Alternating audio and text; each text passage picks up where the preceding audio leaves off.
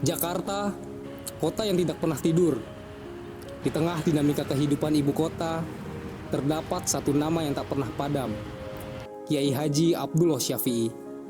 Seorang ulama karismatik, mujahidin dan cahaya bagi umat Betawi.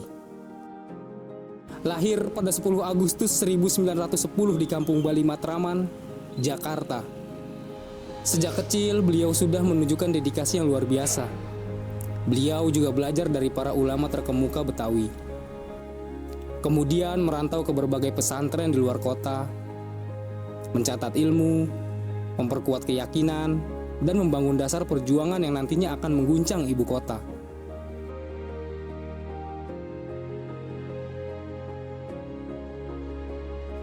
Almarhum Kiai Haji Abdullah Syafi'i lahir pada tanggal 10 Agustus tahun 1910.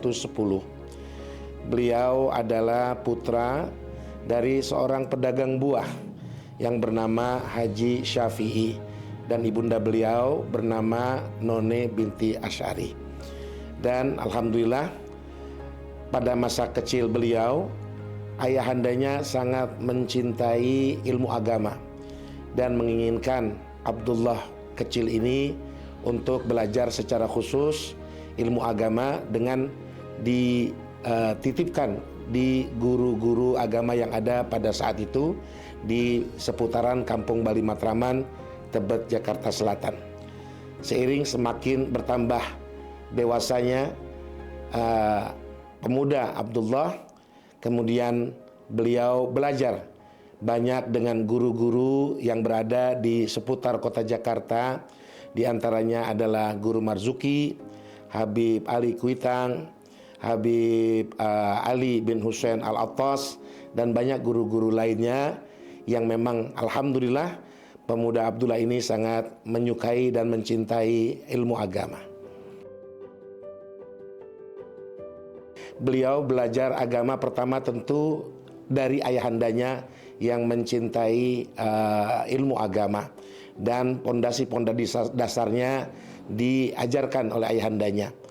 Yang selanjutnya kemudian seperti yang tadi disampaikan bahwa ayahanda dari Abdullah menitipkan kepada guru-guru untuk mendidik anak beliau, yaitu Abdullah yang masih sangat remaja, untuk diberikan pemahaman ilmu agama. Kemudian nama yang belakangan melekat kepada beliau adalah namanya adalah Abdullah Syafi'i, karena melekat dari nama beliau Abdullah yang dinisbatkan kepada ayahandanya Syafi'i menjadi Abdullah Syafi'i.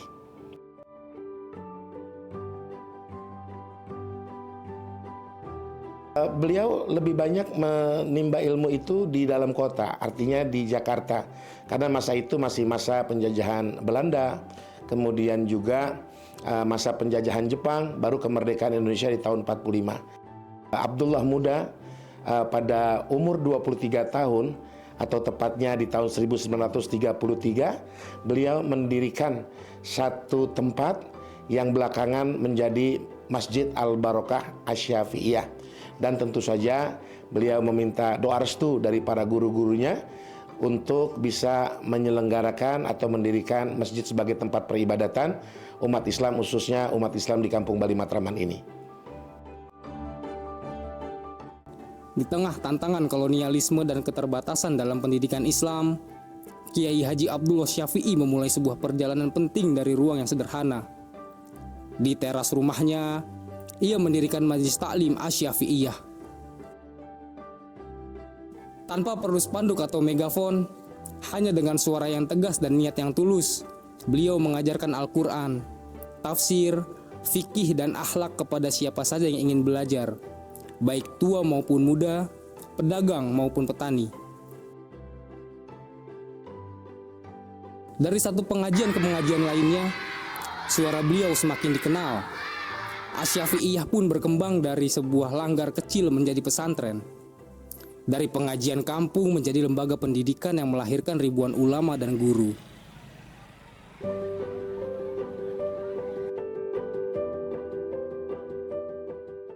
Beliau almarhum Kiai Abdullah Syafi'i seorang ulama besar, pendidik dan perjuang yang ingin membesarkan Islam, khususnya di Jakarta. Beliau cukup karismatik, bahkan beliau ikut terjun langsung memberikan pengajaran kepada santri-santrinya. Bahkan beliau tidak segan-segan itu memberikan bimbingan turun langsung, diuji orang per orang oleh beliau. Dan tentunya di bidang agama, khususnya membaca kitab-kitab kuning, itu di antara kesungguhan beliau di dalam memberikan pembelajaran kepada santri-santrinya. Ini yang luar biasa, karena beliau orang yang nggak kenal lelah. Beliau cukup gagah, terampil, bahkan semangatnya yang sangat luar biasa. Ujiannya cukup besar beliau ketika membangun perguruan Islam Asy'ariyah. Yang cinta banyak, yang suka banyak, yang tidak suka pun nggak sedikit. Tapi beliau terus melangkah maju. Beliau yakin Allah akan memberikan bimbingan kepada beliau. Sehingga sekali lagi beliau mencanangkan bahkan untuk membangun perguruan yang lebih besar lagi. Dulu ketika saya belajar atau kami belajar di situ, masjidnya masih lama, masih masjid tua. Ada pesantrennya juga masih tua-tua gitu ya. Dulu ketika itu perguruan Islam Asy'ariyah dibangun di Jakarta ini belum ada lembaga pendidikan Islam yang sebesar Asy'ariyah. Cuma ada dua waktu itu Asy'ariyah, kemudian di Kampung Melayu itu At-Tahiriyah, itu di yang khususnya di Jakarta Selatan. Kemudian ada lagi di Bekasi, Kiai Nur Ali, itu kawan sejawat beliau. Itu juga belum begitu besar.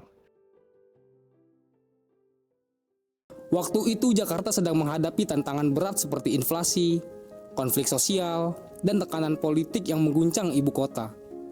Namun, Kiai Haji Abdullah Syafi'i tidak tinggal diam. Dari mimbar masjid hingga jalan-jalan kampung, beliau mengangkat suara keadilan, menegur penguasa dan membela rakyat kecil. Beliau bukan seorang politisi, tetapi keberaniannya melebihi banyak politisi. Bagi beliau, agama dan perjuangan membela yang lemah adalah satu kesatuan. Ketika umat terpecah, beliau datang membawa perdamaian. Ketika rakyat merasa takut, beliau hadir dengan keyakinan. Kiai Haji Abdullah Syafi'i dikenal tidak hanya sebagai seorang ulama, tetapi juga sebagai sosok yang sangat akrab dengan masyarakat. Mari kita telusuri bagaimana peran beliau di tengah masyarakat pada zamannya. Beliau salah satu ulama yang sangat karismatik, ulama yang cukup disegani khususnya di Jakarta ini. Begitu luar biasa. Beliau tidak kenal pamrih. Ketika ada undangan-undangan di mana ada kesempatan beliau bisa hadir, beliau kapan waktu saja menghadirinya, apakah itu malam hari atau siang hari. Itu salah satu semangat beliau dalam membangun masyarakat Jakarta untuk menjadi masyarakat yang Islami. Beliau sering mencanangkan istilah perguruan Islam Asy'ariyah itu nasaban wa mazhaban. Nasaban wa mazhaban. Nasab beliau itu Abdullah, nama beliau Abdullah. Kemudian ayahnya Syafi'i, Abdullah Syafi'i. Mazhabnya mazhab Imam Syafi'i. Nasaban wa mazhaban. Beliau dalam dunia politik dulu ikut Masumi. Masumi partai yang cukup keras gitu ya di Jakarta atau di Indonesia ini. Masumi salah satu partai yang cukup keras. Salah satu kawan beliau itu Kiai Nur Ali di Bekasi itu ya, juga beliau Masumi. kebanyakan warga Jakarta di sini kebanyakan NU. Nah, beliau tidak NU. Ibadahnya NU, tapi dalam dunia politik beliau ikut Masyumi.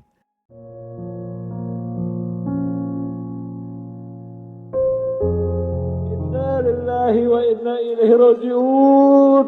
Kita kehilangan Bapak-bapak, kehilangan guru yang khawatir. Di saat yang kita perlu, masjidnya belum jadi. Rupanya Tuhan lebih sayang, meninggal dunia pada jam 12:30 malam. Hari itu, Mentari seolah redup lebih awal pada tanggal 3 Februari 1985. Jakarta kehilangan sosok tauladan. Kiai Haji Abdullah Syafi'i menghembuskan nafas terakhir, bukan di tengah keramaian, bukan di atas mimbar, tetapi dalam kesederhanaan yang telah menjadi bagian dari jiwanya sepanjang hidup. Pada tanggal 3 September 1985 pukul 00.30 dini hari, almarhum Kiai Haji Abdullah Syafi'i meninggal dunia di dalam perjalanan menuju ke Rumah Sakit Islam.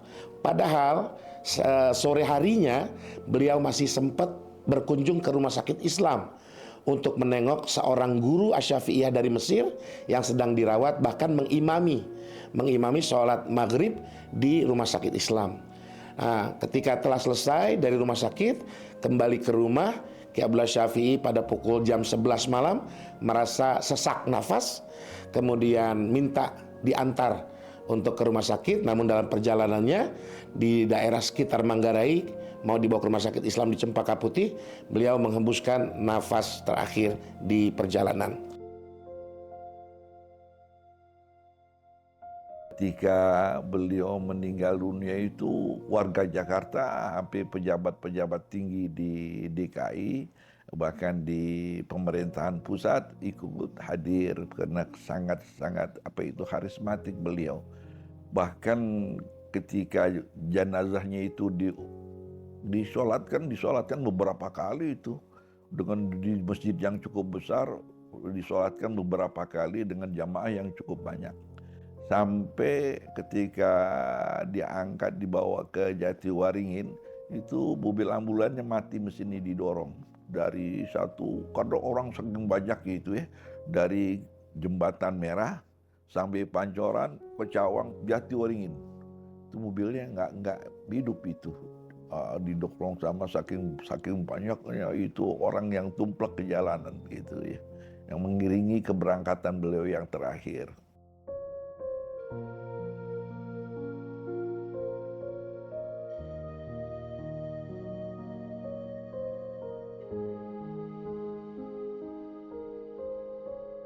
Waktu terus berjalan dan generasi silih berganti, tetapi nama Kiai Haji Abdullah Syafi'i tetap abadi.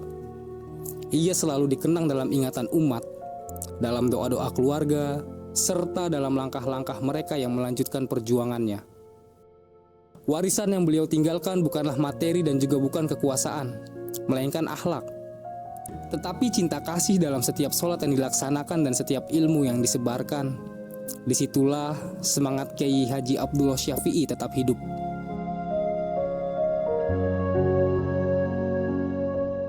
Iya, yang saya ingat, beliau itu selalu mengedepankan akidah Islamiyah.